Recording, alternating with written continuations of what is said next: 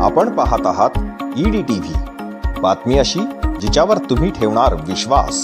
महाराष्ट्र शासनाने पुण्यश्लोक अहिल्यादेवी होळकर शेतकरी कर्जमुक्ती योजना 2026 जाहीर केली आहे।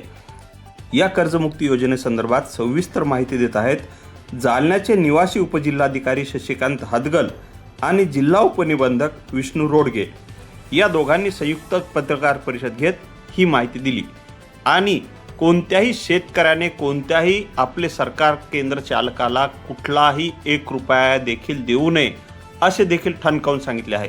एकंदरीतच या सर्व कर्जमुक्तीविषयी सविस्तर माहिती आहे का जी शेतकरी बांधवांच्या अत्यंत उपयोगाची आहे। शेतकरी कर्जमुक्ती योजना 2026 ही घोषित केलेली आहे। या योजनेसाठी आपल्याकडे 2 प्रकारच्या आहेत। त्याच्यामध्ये एक कर्जाची माफी आणि वन टाइम सेटलमेंट अशा 2 वेगळ्या प्रक्रिया आहेत। तर 1/4/2019 ते 31/3/25 या कालावधीमधलं जर कर्ज वाटप असेल आणि 30/9/25ला जर त्याची थकबाकी असेल तर महत्तम मर्यादा ही 2 लाख रुपयाची आहे। 2 लाख रुपयापर्यंत याची कर्जमाफी होईल आणि त्याच कालावधीमध्ये 2 लाख रुपयावरील रक्कम शेतकऱ्याने बँकेत जमा केली तर 2 लाखाची अधिकतम म्हणजे वन टाइम सेटलमेंटसाठी हा 2 लाख रुपयाचा कंपोनंट कायम ठेवलेला आहे। 2 लाखापर्यंतचं कर्ज असेल तर संपूर्ण 2 लाखापर्यंतचं कर्ज माफ आणि 2 लाखाच्या वरचं जर असेल ते जर शेतकऱ्याने भरलं तर मग हे 2 लाख रुपये त्याला बचत माफ करून तो मिळणार आहे। आणि प्रोत्साहनपर लाभ असाही त्याच्यामध्ये आहे। तर प्रोत्साहनपर लाभमध्ये वरील 3 आर्थिक वर्षापैकी कोणत्याही 2 वर्षी पीक कर्जाची उचल करून वीज मुदतीत परतफेड आवश्यक आणि 2025-26 मधील पीक कर्जाची वीज मुदतीत परतफेड करणाऱ्या शेतकऱ्यांना प्रति शेतकरी 50,000 रुपयापर्यंत अनुदान याच्यामध्ये आहे। तर असे आपल्याकडे याची जी सिस्टीम आहे ती सिस्टीम आपले सरकार सेवा केंद्र जे आहे आपली त्यांच्या मार्फत EKYC करायची आहे आणि EKYC झाल्यानंतर जे कर्ज खातं असेल त्याच्यामध्ये ती रक्कम जमा होणार आहे आणि शेतकऱ्यांना त्वरित नवीन कर्ज देखील मिळणार आहे। EKYC करण्यासाठी अतिशय सोपी प्रक्रिया आहे आणि जवळचं आपलं CSC केंद्र आपले सरकार सेवा केंद्र यांच्याकडे जर आपण गेलो आम्ही त्यांची स्वतंत्र बैठक देखील घेतलेली आहे। त्याचं पोर्टल पण आहे। त्याच्यानुसार समोरची रक्कम सहमत असणे आणि असहमत असणे अशा पद्धतीचे त्याच्यामध्ये पॉईंट्स आहेत। ते पुढे गेल्यानंतर त्याने जर सहमत असेल तर ती प्रक्रिया तिथं पूर्ण होते आणि असहमत असेल तर डिस्ट्रिक्ट लेवल कमिटीला ही तक्रार त्यांची ऑटोमॅटिक येते। अशा DLCची पण स्थापना याच्यामध्ये केलेली आहे। डिस्ट्रिक्ट लेवल कमिटीमध्ये जिल्हाधिकारी अध्यक्ष आणि DDR त्याचे सचिव आहेत। त्यानंतर आम्ही काल याची सर्व राष्ट्रीयकृत आणि सगळ्या बँकांची देखील बैठक याच्यामध्ये घेतलेली आहे। बँकांची बैठक घेऊन बँकांना देखील सूचना दिलेल्या आहेत की या पद्धतीनं तुम्ही सगळी माहिती शेतकऱ्यांपर्यंत पोहोचवा। काही ठिकाणी कन्फ्युजन्स आहेत की यादीतल्या रकमेमध्ये तफावत असणे याचे पण आम्ही काल बँकांना आणि आपल्या सरकार सेवा केंद्रांना स्पष्टीकरण देऊन सांगितले की यादीमध्ये तफावत काय येते ते आम्ही पण आता डिटेल आपल्याला DDR साहेब सांगतील की यादीमध्ये नेमकी तफावत कशामुळे। त्यानंतर याची जी प्रोसेसिंग फी किंवा चार्जेस आहे ते कुठलेही चार्जेस नाही आहे। आपल्या सरकार सेवा केंद्रावरती गेल्यावरती कोणाला पण कुठल्याही शेतकऱ्याला 1 रुपया देखील भरण्याची याच्यामध्ये गरज नाही। सगळं त्याला जे इमॉल्युमेंट्स मिळणार आहेत त्याच्यामध्ये 15 रुपये पर फार्मर हे IT डिपार्टमेंटकडून म्हणजे शासनाकडून आपले सरकार सेवा केंद्राला डायरेक्टली भेटणार आहे। त्यामुळे आम्ही शेतकऱ्यांना हे पण आवाहन करतो की आपल्या सरकार सेवा केंद्रावरती आपण कुठलीही रक्कम देऊ नये, तिथे जाऊन आपण आपला आधार प्रमाणीकरण करून घेणे म्हणजे EKYC करणे एवढंच आवश्यक आहे। जर ॲग्रिस्टॅक नसेल ॲग्रिस्टॅक क्रमांक तर तो ॲग्रिस्टॅक क्रमांक देखील नसेल तर तिथं तातडीनं काढण्याच्या पण आम्ही सूचना दिलेल्या आहेत। कारण ॲग्रिस्टॅक जर असेल तर पुढची प्रक्रिया अतिशय सुलभ होते। त्यामुळं अशा पद्धतीचं थोडक्यात त्याच्यामध्ये आहे। आता मला वाटतं पुढचं तुम्ही जरा डिटेल सांगावं टेक्निकल सगळ्याविषयी। सर्व बांधवांना नमस्कार। मी विष्णू रोडगे। मी काही दिवसापूर्वी जिल्हा उपनिबंधक सहकारी संस्था जालना या पदाचा पदभार घेतलेला आहे। आजची बैठक महाराष्ट्र शासनाच्या पुण्यश्लोक अहिल्यादेवी होळकर शेतकरी कर्जमुक्ती योजना 2026 बाबत आयोजित करण्यात आलेली आहे। जसं आता पदाधिकाऱ्यांनी सांगितलं त्याच्यात साधारण 3 कंपोनंट्स आहेत। पहिला कर्जमाफी म्हणजे संपूर्ण पैसे, नंतर एक वेळ समझोता योजना आणि तिसरं प्रोत्साहन कर लाभ. कर्जमाफी किंवा ज्याला कर्जमुक्ती असा शब्द वापरण्यात आलेला आहे GR मध्ये. या योजनेचा GR 2 जून 2026ला इश्यू झाला आणि त्यात काही सुधारणा 15 जुलै 26च्या दुसऱ्या GRनं, ज्याला शासन पूरक पत्र असं संबोधण्यात आलेलं आहे, त्याप्रमाणे करण्यात आलेलं आहे.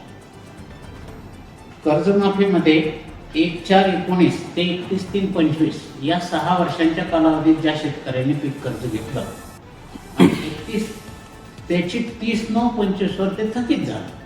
कारण पीक कर्जाला 31 मार्च आणि विकास संस्थांच्या कर्जांना 30 जून पर्यंतची मर्यादा असते. सप्टेंबरला ते थकबाकीत जातं.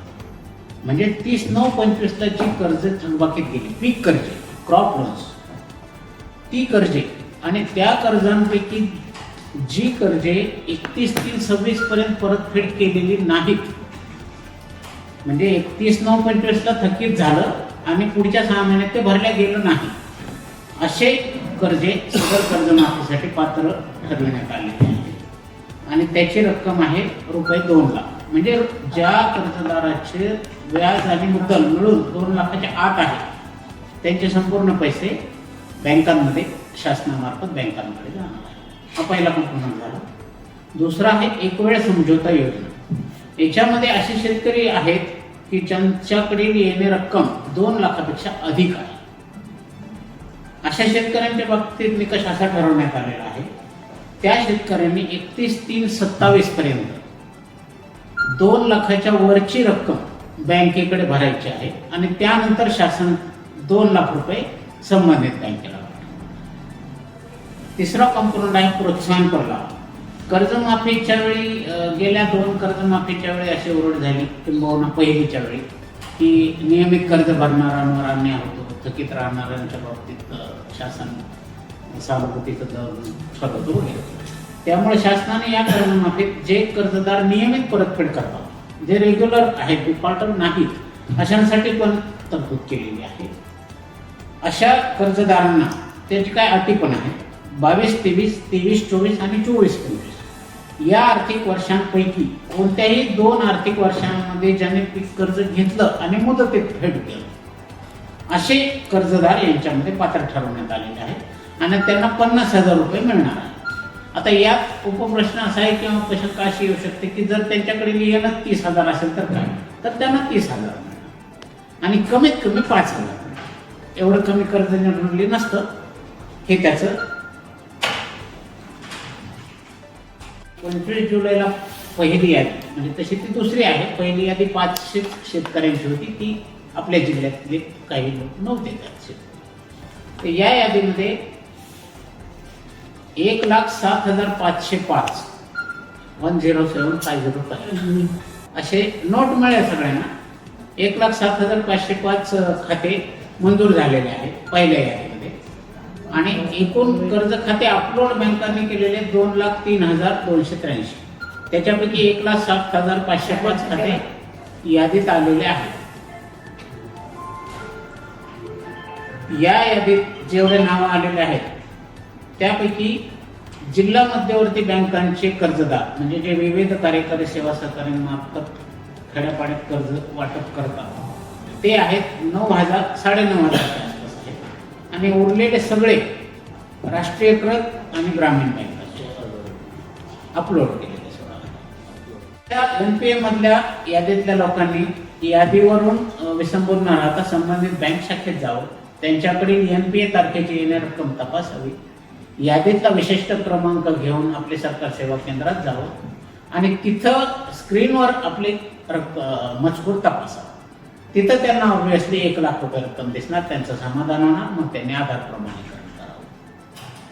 त्यापुढे जाऊन, आता हा मुद्दा क्लिअर झाला, त्यापुढे जाऊन त्यांच्या तपशिलामध्ये स्क्रीनवर त्यांना 3 गोष्टी दिसणार आहेत: आधार क्रमांक, कर्ज खात्याचा क्रमांक आणि येणे रक्कम, कर्ज पात्र.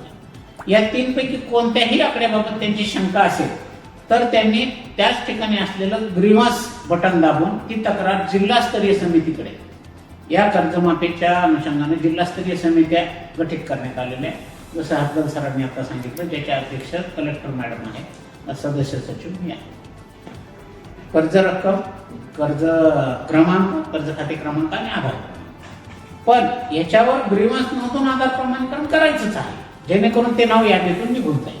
मग पुढच्या यादीमध्ये आम्ही संबंधित बँकांकडून अचूक तपशील घेऊन ते पुढच्या यादीत अपलोड केलं. त्यानंतर काही कर्जदार मयत असतात, पण त्यांची नावं यादीत आहे, त्यांचा ऑफकोर्स आधार प्रमाणीकरण होणारच नाही. मग अशांनी त्याच पोर्टलचा वापर करून आपले सरकार सेवा केंद्र चालकाचा मोबाईल क्रमांक वापरून त्यावर आलेल्या OTP वापरून ते आधार प्रमाणीकरण करायचं. कारण मयत व्यक्तीचा आधार कार्डवर जो नंबर असेल तो चालू नसणार, OTP जाणार नाही, दिसणार नाही. अशा वेळी ती तक्रार तालुका स्तरावर तहसीलदारांच्या अध्यक्षतेखाली तालुकास्तरीय समित्यांचे गठन करण्यात आले, ज्याचे सदस्य सचिव आमचे AR मंडळी आहे. आधार होत नसल्यास म्हणजे मयत असेल किंवा काही शेतकऱ्यांचे स्वतःची व्यक्ती असून सुद्धा अंगठा आयडेंटिफाय होत नाही, शेतात काम करण्यामुळे असेल, अन्य काही कारण ऑपरेशन झालं असेल, काय असेल, त्यामुळं कधी कधी अंगठा आयडेंटिफाय होत नाही. अशाही वेळी ग्रीव्हन्स करायची. मग तहसीलदार कमिटीकडे येणार, मग तहसीलदारच्या अध्यक्षतेखालील कमिटी यादीतून ते नाव डिलीट करणार आणि नंतर त्या माणसाचं फिजिकल व्हेरिफिकेशन AR ऑफिसमध्ये किंवा तहसील ऑफिसमध्ये केलं जाईल की ती व्यक्ती तीच आहे असेल तर मग ते त्यांच्या ऍक्सेस वापरून प्रमाणित करतात. तसं साहेबांनी सांगितलं निशुल्क आहे. कोणत्याही शेतकऱ्यांनी कोणत्याही आधार केंद्र आपले सरकार सेवा केंद्र चालकाला शुल्क देण्याची आवश्यकता नाही, त्यांना शासनामार्फत शुल्क मिळणार आहे. हे साधारण खर्च आहे योजनेचा. आपण काही प्रश्न असतील तर विचारा. सर, काल एक मोठा गोंधळ झाला, पेपरला बातम्या आल्या, मयतांचं KYC कसं करायचं? तीच मी आता म्हणालो की तालुकास्तरीय समितीकडे ती तक्रार ऑनलाईन नोंदवायची त्यांच्या वारसाने. मग पुढच्या यादीत काय होईल, या यादीतलं नाव तहसीलदारांची समिती काढून टाकेल. मग बँक त्या मयत कर्जदाराच्या वारसाची नोंद विहित पद्धतीने त्यांच्या अकाउंटला घेईल, वारसाच्या नावाने ती माहिती अपलोड होईल पोर्टलला आणि पुढच्या आपले सरकार ₹100 घेणं चालू आहे. घेता येणार नाही. नाही घेता येणार नाही तो वेगळा मार्ग, पण दिल्याशिवाय पर्याय नाही, काम होत नाही ना. पैसे घेतले जातात आणि शेतीच्या तक्रारीच आहे. हो ना, आलं विषय लक्षात. त्या केंद्रात त्या केंद्रात तुम्ही काय करणार? त्यांच्यावरती कारवाई करणार नाही. आपण तेच म्हणतो की याच्यासाठी शासनानं कुठलंही शुल्क घेतलेलं नाही, त्यांना ती घेता येणार नाही. तुमच्या माध्यमातून या सगळ्यांना मी आवाहन करतो की घेऊन नये. ऑलरेडी आम्ही मिटिंग घेऊन सांगितली, त्या उपर जर असं कोणी करत असेल त्याची तक्रार आली त्याला डेफिनेटली केंद्र सरकार करण्याची कारवाई आम्ही. सर, एकूण एक त्यात सगळ्या बँकर्सचे रिजनल हेड पण उपस्थित होते. त्यातला पहिला सूचना हीच दिली की सगळी माहिती डिस्प्ले करा, बोर्डवर लावा. त्यानंतर सौजन्याने बोला हे स्पेसिफिक कलेक्टर मॅडमने सांगितलं. त्यानंतर त्यांना मेळावे घ्यायला सांगितले, ग्राहकांचे तुम्ही मेळावे घ्या. कारण आता हा शेतकरी कर्जमुक्तीला शासनाचा फेस आहे, शासनाची खूप चांगली योजना आहे, ती त्यांनी राबवली पाहिजे.